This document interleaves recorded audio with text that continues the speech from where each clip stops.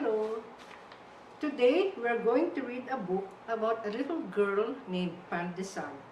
It's called Pandesal Saves the Day, and it was published by Tuttle Publishing in Vermont.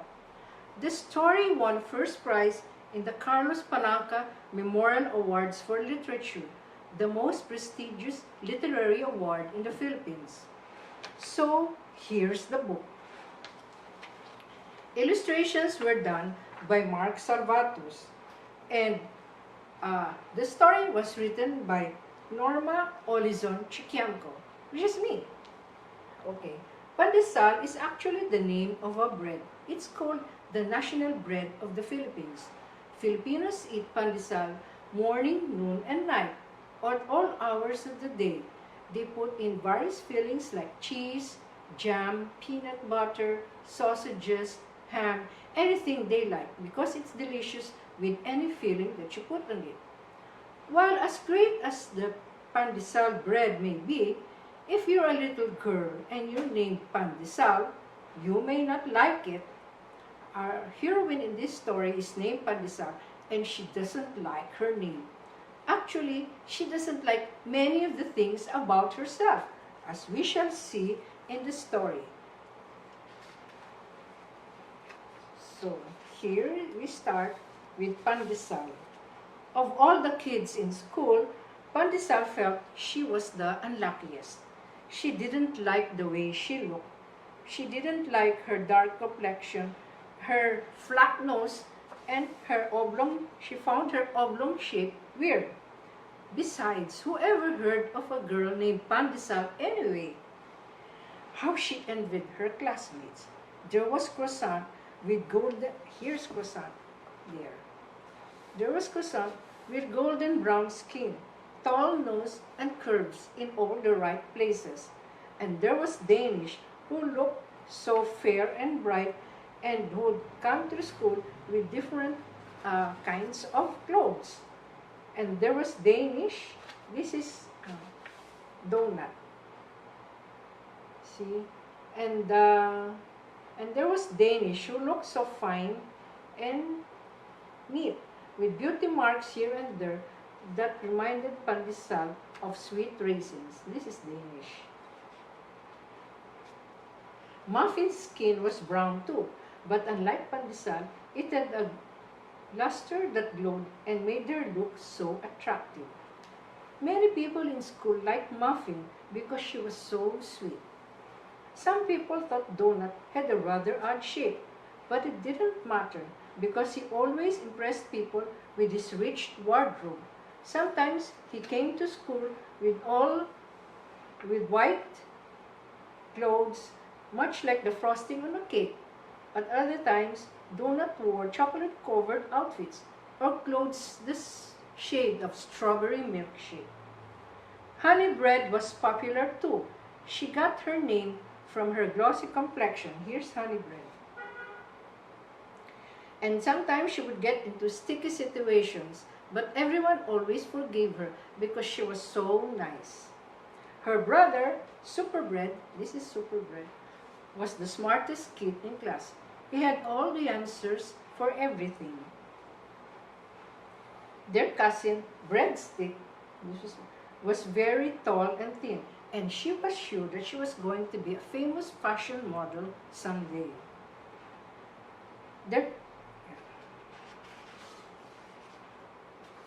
All of Pandesal's classmates lived in beautiful homes. Croissant's parents had a lovely chalet. This is the house of Croissant. They had a lovely chalet on a hilltop with a sweeping view of the countryside from one long end to another long end. Honey and Superbread lived in a cozy cottage surrounded by a garden of roses, daisies, and sunflowers. Muffin lived in a ranch room with windows framed by pink and white curtains that cascaded all the way down to the hardwood floors. And Pandesal, poor me, she thought, every time she went home to the nipa hut she shared with her parents and younger brothers. Not only that, she also had to walk to school every day across a rice field, past a river, and up and down the hillsides. At first, her father walked with her to school, but when she learned the way, she had to go alone. After days of doing that, her legs no longer ached, and she even found a secret trail that cut through the meadows and brought her to school much faster. Their nipahag had bamboo slats for floor and doors that are made of sawali.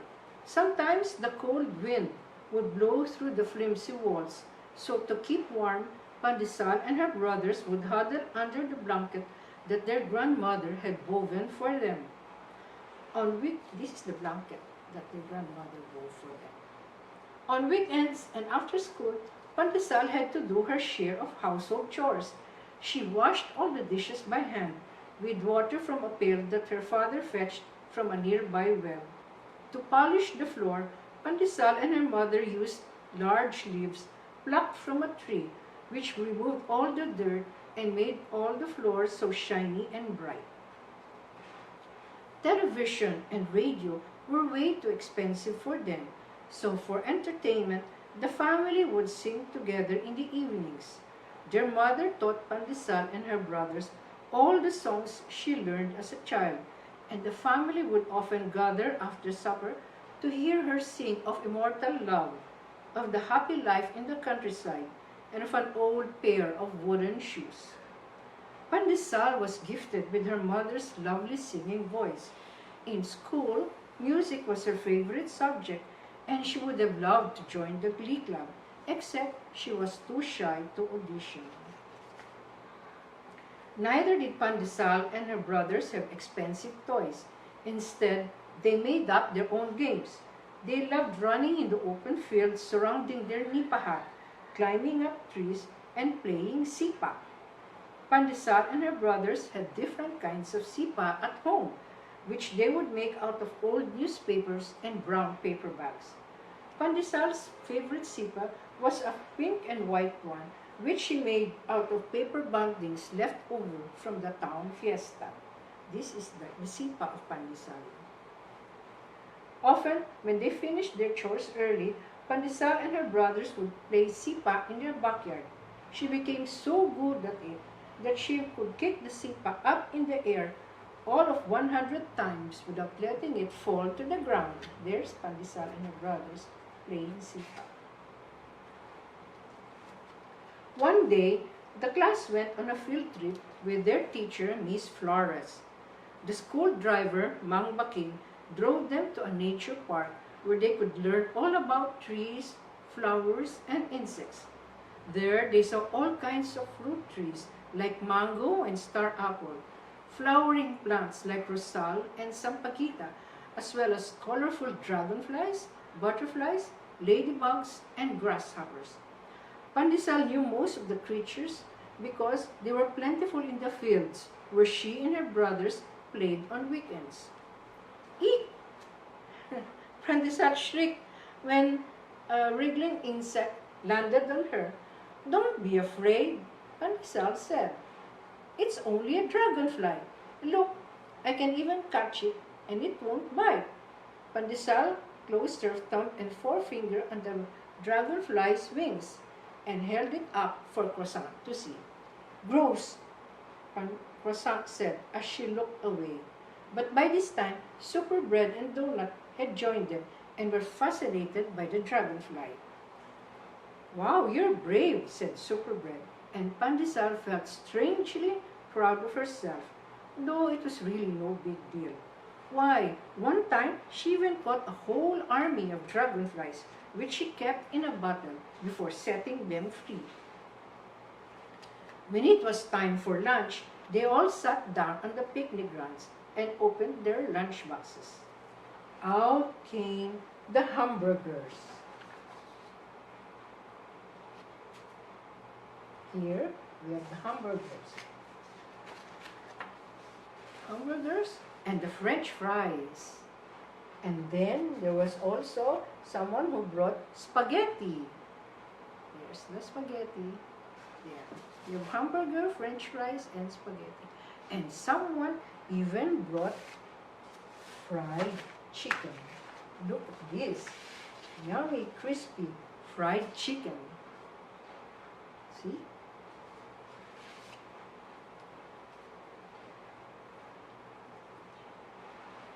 Croissant had cheese souffle, and breadstick brought fettuccine with cream sauce. Suddenly, Pandesal felt ashamed of her brown paper bag. In it, she had rice, fish broiled with tomatoes and onions, and chicken adobo, all wrapped in banana leaves. Her mother had made sure Pandesal brought plenty of food so she could share them with her classmates, and her brothers had tucked in some bananas which they had picked from the tree in their backyard.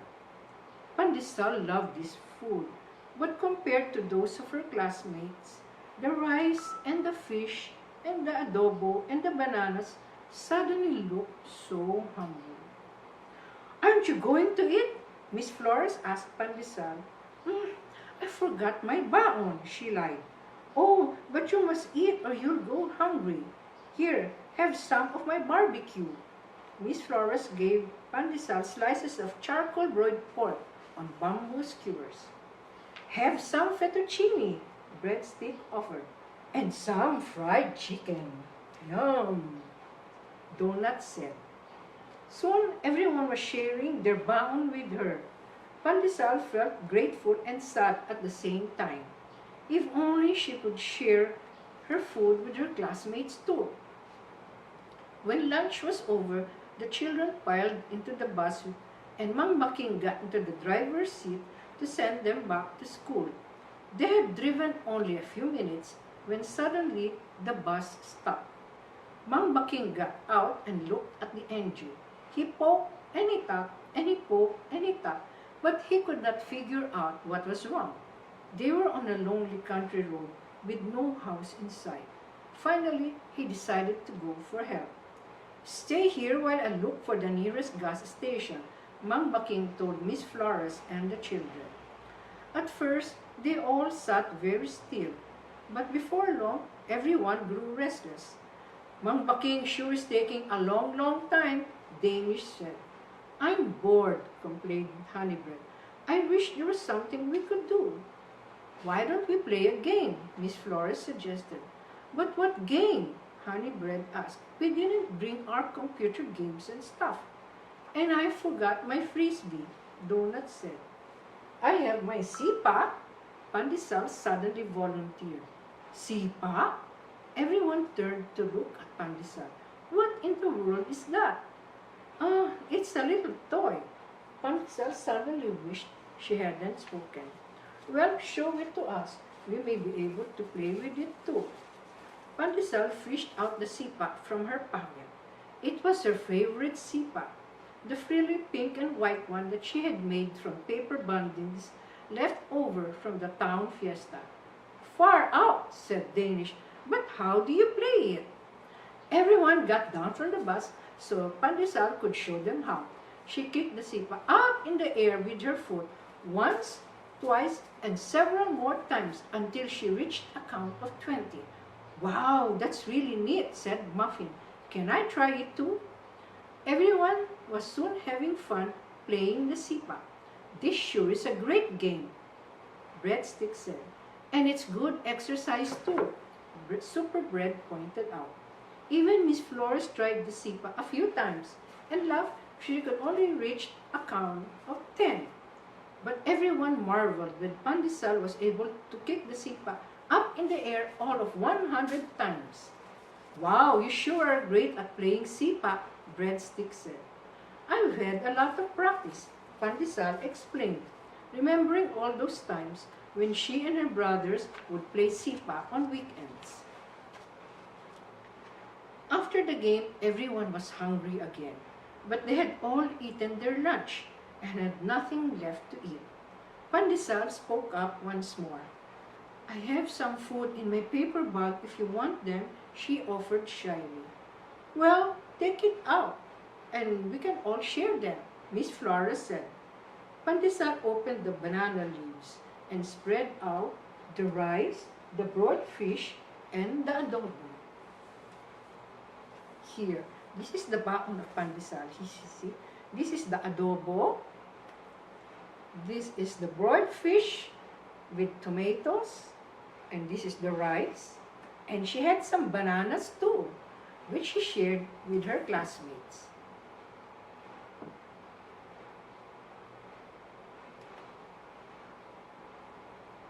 "Hey, this is yummy," Donut said as he spooned a bit of adobo and rice. "And some of the rice. I've never tasted such great food in my life," he said. The others also loved the broiled fish with the tomatoes, the adobo, the rice, and the bananas. "Fresh food is good for the health," Super Bread said. "Why didn't you tell us you brought some food?" Miss Flores asked. "I was too ashamed," Pandesal said. "I thought you would find this food yucky." "Oh, but this is a great change from all the soufflés and bisques and quiche that we have at home," said Croissant. "You must give us the recipes." Pandesal glowed. How wonderful to be able to share something with her classmates. Soon after that, the children sat in the bus to wait for Mang Baking. "Who knows how to sing?" Miss Flores asked. "Not me," Muffin croaked. "I almost flunked music." "Not me either," Super Bread admitted. "I'd rather play Scrabble." "Perhaps Pandesal can sing," suggested Danish. "I heard her humming once in school." Soon, Pandesal was singing a kundiman. A kundiman is a love song of Filipino genre.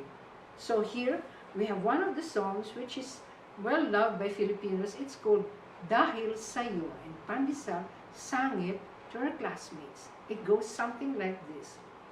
"Dahil sa'yo, nais kong mabuhay.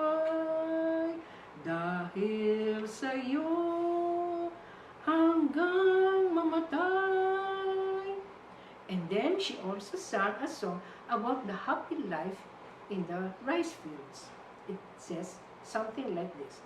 "Sa kabukirang walang kalungkutan, lahat ng araw ay kaligayahan." And then, Pandesal sang one of her mother's songs, which is about an old pair of wooden shoes. "Bakya mo, neneng, luma at kupas na, ngunit may bakas pa ng luha mo, sinta." And finally, Pandesal sang a folk song by it's a folk song about climbing a papaya tree. It's like this. "Leron, leron, sinta, buko ng papaya, dala-dalay buslo, sisidlan ng bunga." The children were in turn amused and amazed at Pandesal's songs. As Pandesal sang and sang all the songs her mother taught her, her classmates had no idea that their classmate, who hardly spoke a word to anyone, could sing so beautifully. They clapped after every song and sang on the edge of their seats so they could hear Pandesal better. Before long, her beautiful voice lulled them into sweet slumber. "Pandesal, you sing so well. You should join the Glee Club," Miss Flores whispered. "On Monday, I'll accompany you to Miss Canta personally and tell her what a great singing voice you have." "Oh, thank you, Miss Flores," said Pandesal.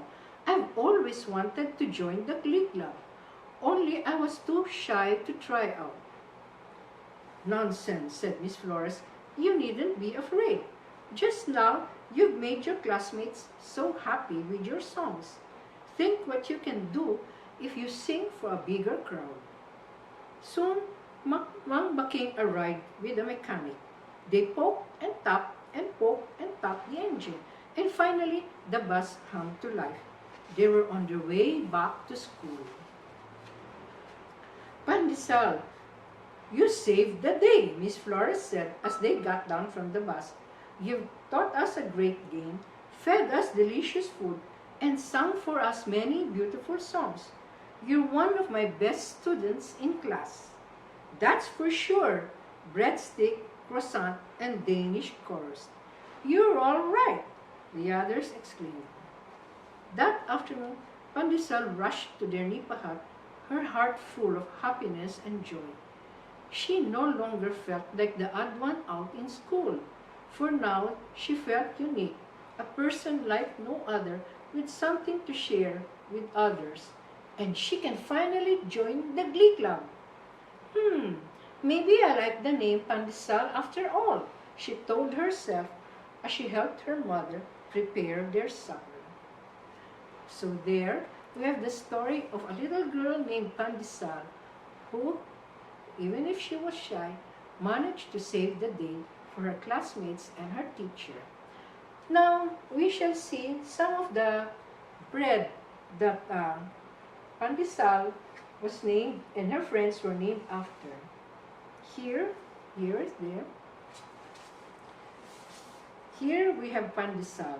See, it is oblong shape and sometimes it's dusted with a little breadcrumbs. And Pandesal actually means bread of salt. So this is just a little bit salty, but it's great with all kinds of fillings. And then we have honey bread. Honey bread is dipped in honey so that the top is color amber and it's very sweet and pleasant. And then we have here, whom do we have? We have Danish. Danish is a round bread, sometimes square, and it has toppings of cream cheese, blueberries, or sometimes strawberry jam, and sometimes with some raisins, nuts, and other kinds of sweet jams. And then we have donut. I'm sure you're all familiar with donut. Some donuts are plain, but some donuts like this one have a cream cheese topping with colorful sprinkles on top. And this one is muffin. Muffins can be sweet if they are made with fruits like apples or blueberries or raspberries. But they can also be savory if you cook them with zucchini or carrots. And then we have croissant.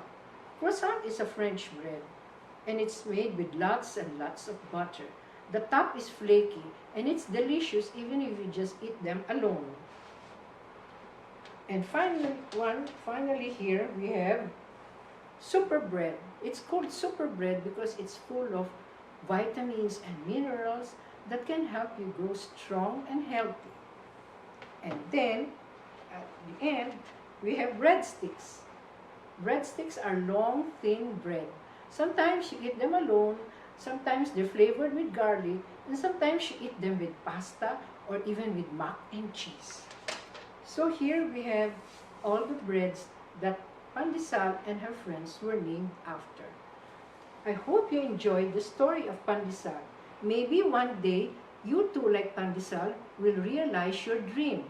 And maybe, who knows, maybe you can one day save the day for your friends and yourself. Bye!